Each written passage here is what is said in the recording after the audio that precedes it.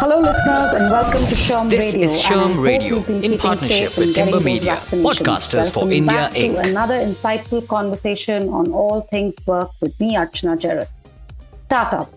Did you know an astounding 6.5 million startups launch each year, but only a handful enjoy long-term success, with more than 90% ending in failure? But we're not talking about those today. What is it like to be part of the 10%, and how can you make it happen? So today, we're going to catch up with the man behind a very, very successful startup who is not only the co-founder and CEO of FarEye, he has also won many accolades. He has been mentioned in the coveted 40 under 40 list by Business World, the top 25 software CEOs of Asia for 2020 by the Software Report, as well as the top 100 emerging voices of India by Your Story, and is also on the data economy of the 30 under 30 list. Please join me in welcoming Kushal Nahata, co-founder and CEO at FarEye. Welcome to SHRM Radio, Kushal. Thank you, Archana, and thanks a lot for that warm welcome. I don't think for a while I've heard all of those awards together, so it's giving definitely a good feeling. Well, I am so impressed and so excited to have you on SHRM Radio, Kushal. And also, for all our listeners, a little bit about FarEye.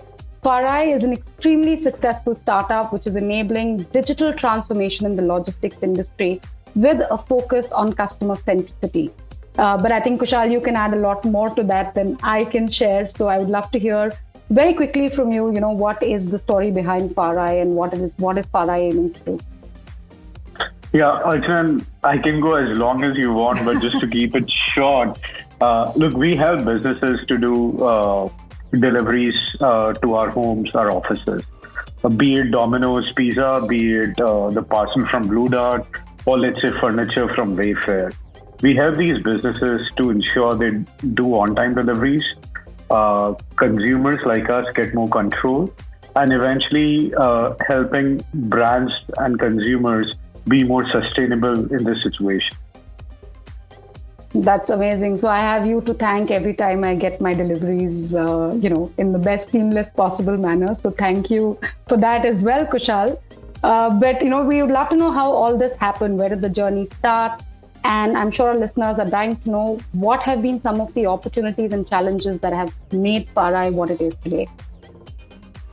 Absolutely. Look, it's been a roller coaster ride and it still continues. I think this is the best thing that ever happened to me. It started way back in 2013. Myself and my two more co-founders, Gautam and Gaurav, we got together with this amazing opportunity of building this new category of intelligent delivery management platform. And if you actually think, that was the time when e-commerce businesses were just starting up, and physical, delivery becomes the only physical touch point between the seller and the consumer. And you didn't have visibility, the deliveries were late, we as consumers wanted speed, we wanted more control. So that's a great opportunity. We thought, why don't we build a platform which can enable businesses to do customer-centric deliveries, provide Amazon Prime-like experience. And it's obviously a long journey from 8 years, but maybe two scenarios which I would love to call out, right? And maybe before that, I would say, look, I'm a firm believer that there are always advantages or disadvantages. And let me explain the statement when I say that, right? So we started in India, and as you would understand, India is fairly unorganized market, and logistics is further unorganized amongst multiple industries. And there are multiple nuances, right? Like business can have their own fleet, you can have crowdsourced fleet, you can have external fleet. It could be a same-day delivery, next-day delivery, time slot, like grocery, or on-demand deliveries like pizza and restaurants, right? Now, to address these needs of multiple businesses, a standard product wasn't successful. So we were kind of brainstorming, and what we came up was with our own programming language that can enable multiple use cases and drive adoption. Wow. And at that time, we didn't knew our goal was to onboard so many clients and address their problems. And today, when I look at it, it's actually one of the largest strengths we have and which enabled us to grow our business from India to a global journey and work across multiple industries. Look, the point I'm trying to make it is, I think each challenge comes with a massive opportunity. As founders, as startups, as team members, right? I think we have great opportunity to innovate and unlock new ways of execution. We didn't knew this will be a best strength. We just wanted to solve a problem of onboarding multiple business with different use cases. Like even when you go, there could be a cash on delivery. It could be payments by multiple cards, right? And there were some scenarios where consumers would say, look, I want to pay part by my American Express card, part by wallet, part by cash, because there are some offers and I'll get a free movie ticket and those kind of things. Wow. So it's a very interesting, very high demanding market. But I think that eventually became our largest strength when we scaled from India to Southeast Asia, to Europe, to US. So that's one. I feel like if you continue to look at the challenges, I think that eventually unlocks to be an opportunity. And maybe I'll share another example with you. This more recent, last year, when there was, we all were hit with COVID. It was extremely unfortunate, and I'm sure none of us had any plans or any thoughts what to do there. And I still remember we did a small town hall with a leadership team, and we were asking, what do we do? And there were multiple different scenarios businesses were building. Like you can cut your cost, reduce your team, wait for the situation to become better. The most interestingly, what we liked was actually the team came up saying that, look, this probably will continue for a lot more than what we are predicting. And this will enable businesses to do home deliveries. It's actually the best time for us to scale our technology and our reach as well. And these were the two extreme odds. If you look at it, one side you're trying to reduce and the other side you're trying to scale. And to what it's worth, I think we scaled up business from then, like last 12 to 15 months. We have scaled up business multiple times in US. We raised two rounds of funding, the last one being 100 million led by TCV and Dragoneer. And all of it, this happened during the time of COVID or what's continued. So I feel startups or running a journey, right? The best thing is there are multiple scenarios you're going to hit and probably hit every day. Now it's up to you and your team to kind of make that opportunity or kind of sit back. So we've been the latter ones. Yeah, I think it's been, what I've heard is so impressive, Kushal. It's been about looking at the opportunities and looking at the challenges and turning them into opportunities where, others were struggling. So I'm so impressed. And I think, I'd read a quote on your LinkedIn page where you talked about the fact that the best way to predict the future is to create it. So I think what you just talked about, really you're walking that particular talk. So also want to know what is the future that you're working towards creating in your life and for FarEye as an organization? Absolutely. Look, maybe on that note, I'll share one quote. I actually have it as my wallpaper from Milton Berle, which is, if opportunity doesn't knock, God and build a door. That's essentially what's been a journey, and it's been a journey of passion, perseverance, and extreme customer obsession, which we've had. In terms of a way forward, right? Look, when we started with building automation and logistics. I think the journey is from automation and logistics to making it autonomous in the entire chain.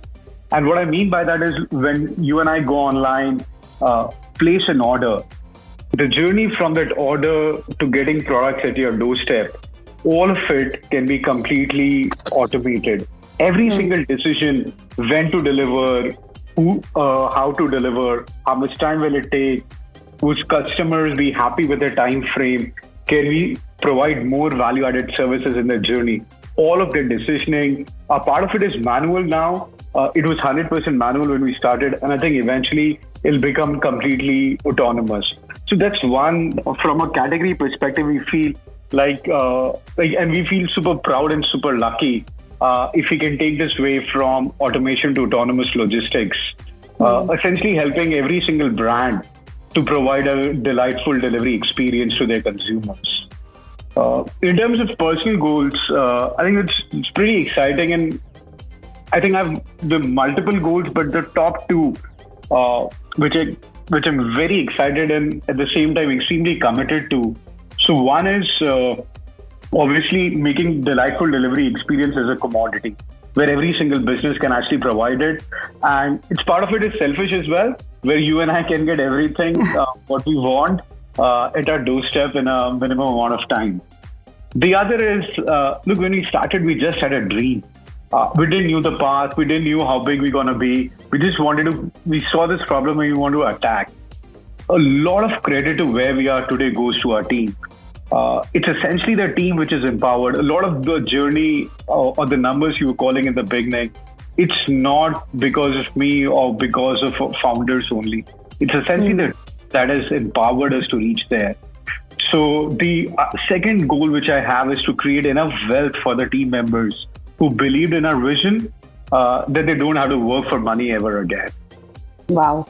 That is so inspiring and so wonderful. I think, Kushal, definitely it's going to be for me, and I'm sure all our listeners are also going to, now know when they place that, click that small button on their phones and what really goes behind in making sure the right experience is also created, not just the right, package landing up at the right place, but in the right manner with the right experience. So kudos to you and your team and all the people who, make this happen. I think we couldn't have survived the COVID wave without, these kind of experiences. So we're going to hold that thought. I want to hear a little more about, how you work with your team. Very impressive. So we'll be back right after a very, very short break. You are listening to SHRM Radio in partnership with Timber Media, Podcasters for India, Inc. Welcome back, everyone. I'm in conversation with Kushal Nahata, who is CEO and co-founder of FarEye, and he's been sharing some amazing insights, a lot of his learnings, challenges, and opportunities, and how they've been working towards creating those seamless delivery experiences across different countries, the globe, as well as different kind of, organizations, from the consumer to the large organizations. Welcome back, Kushal, as well. Kushal, you were sharing a little while ago about how you want to make sure that you're giving back to your team and making sure that they are part of the success of FarEye. How do you drive a culture of innovation, collaboration, and entrepreneurship at FarEye? And for all startups, this is usually one of the big challenges as well. Yeah, look, Archana, I'll be honest here. We're learning every day. Myself, my co-founders, we didn't actually work anywhere. We just started directly out of a college. The way it was helpful was we didn't have any pre-notions in terms of how it should be. So we kind of learned and had a continuous feedback from the team. Like today, we are close to 600 employees. We've got offices in 7 locations. We've got 150 plus clients. And it's a journey of revolutionizing the home deliveries that we're kind of running in. I'll share like the broader philosophies that we look into consideration.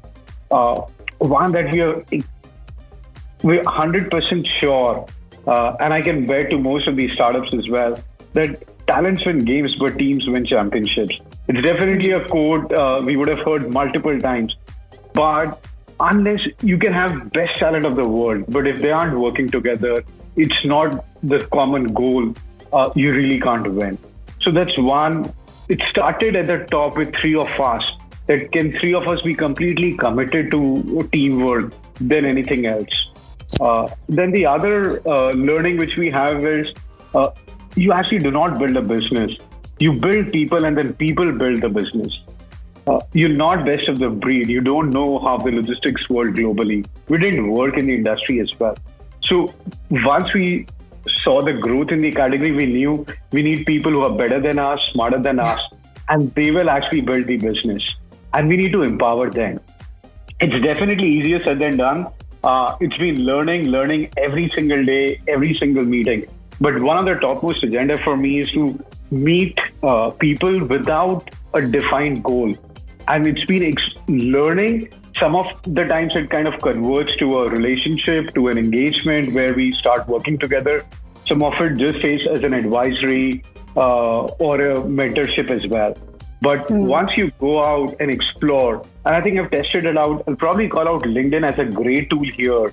I've leveraged LinkedIn a lot, where for anything that we want to start or we want to learn, I'll definitely search for a few folks who've already done it or have called it out in their post, ping them.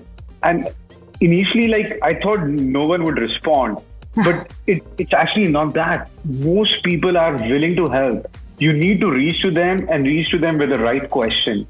And then it became a playbook for me and my team that anything we want to start, we'll actually ping few folks on LinkedIn, try to learn from them, gives us a good start, and then we build it from there.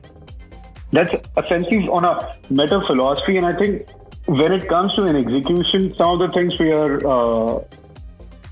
we kind of run each day, it's not the entrepreneurs who are building great startups. It's the entrepreneurs. It's everyone working as an entrepreneur that eventually changes the outcome. Now, one is 600 team members, 600 employees, versus if you have 600 founders. Like, you'll definitely feel the difference the way company can grow. So we've been very particular about it. How do we stay as a day one company, make those smaller teams, empower them, give them the right goals so that they can go, they have enough decision making. And once you do that, the team themselves will innovate. They have high accountability. They'll have greater satisfactions. So that's one big pillar when we kind of designing it. The other, look, I think 70-80% of our active time is spending in our work. Startup is not a 9-to-6 job at the end of a day. So we ensure we have work hard, party harder culture, where in terms of hobbies, in terms of interests, in terms of activities together, you're not just working, but you're enjoying. Because this is where you're spending most of your life. And if you're not enjoying, it's not worth it. Like, I feel it for myself and I say to everyone, look, if you're not enjoying it, it's not the place and maybe we should talk. There's no point in working without the enjoyment. I think the other element, we didn't knew it. So we knew that we'll do 100 wrong things before we figure out the right way. And that's the same culture we try to encourage within the company as well, that it's okay to fail, but let's fail fast. We need to have more failures to be more successful. So if we continue learning from our failures and continue doing that faster, we can actually be better than what we were. And maybe this last, not the least, I think the other element which we're particular about is also about having enough rewards and recognition as part of your engagements.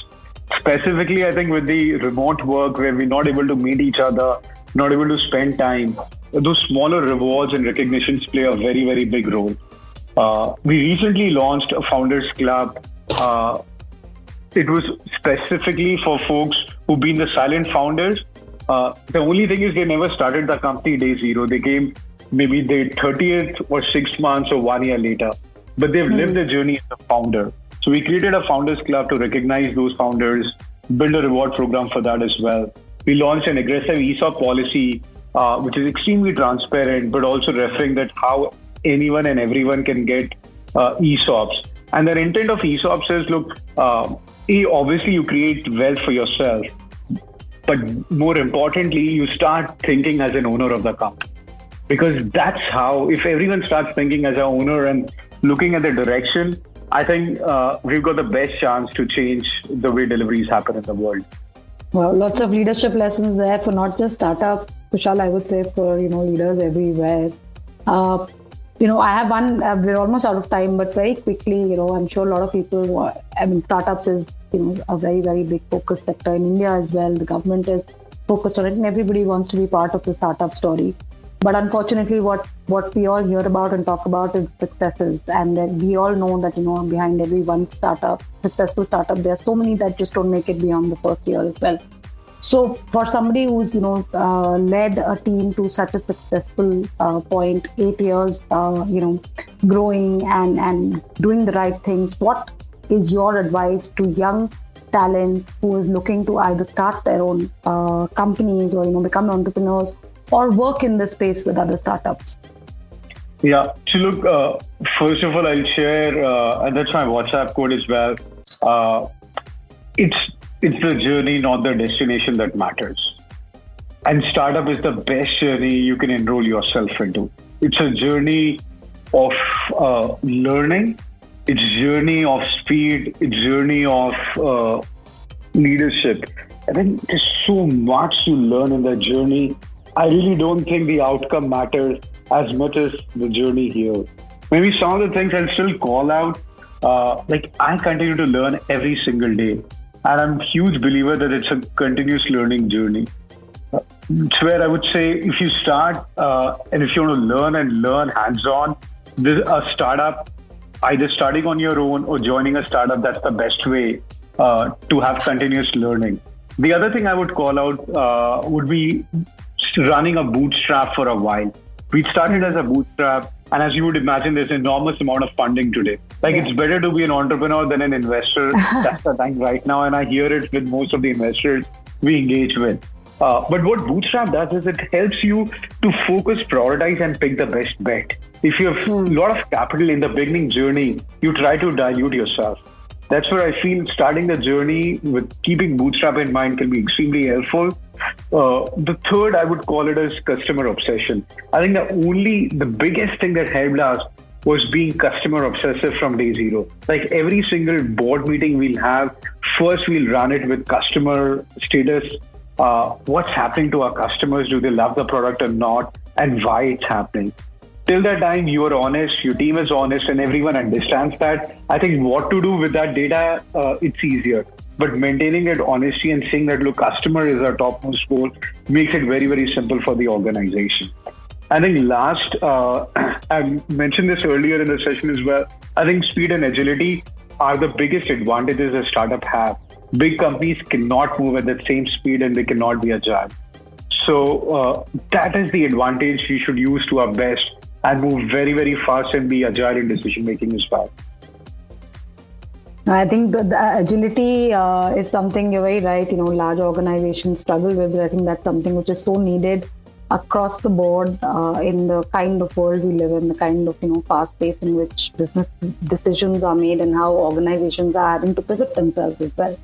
So thank you so much, Kushal, for those really, really relevant points that you just brought up. And it's been such a pleasure and honor to be in this conversation with you. I've learned so much as well. And I would wish you and your team the very, very best. And I'm sure, FarEye is going to go from success to success. Absolutely, Archana. And when you receive your next parcel, do remember to say thank you to FarEye and the team for the awesome thing you get. I will tweet and tag you on when I get my next parcel. That's a promise. Thank you. It's been wonderful speaking with you. I've been hearing your podcast for a while. I think it's been a great source in general to understand how different organizations are growing. And eventually, you're learning from each other. It becomes a good source for us as well to learn from peers and other startups and other companies in the space. Thanks a lot. Thank you. It's been my pleasure entirely. And I'm sure our listeners are more enthused and have learned so much from you, whether they are planning to start a startup, planning to, join a startup, or even, if they're working with a corporate or doing anything, because the kind of stuff that you've shared, I think, is learning for everyone. So thank you, Kushal, and thank you to all our listeners on SHRM Radio, which comes to you in partnership with Timber Media Podcasters. Stay tuned, stay safe, and make sure you get your vaccinations if you haven't already. Thank you. This is SHRM Radio in partnership with Timber Media, Podcasters for India, Inc.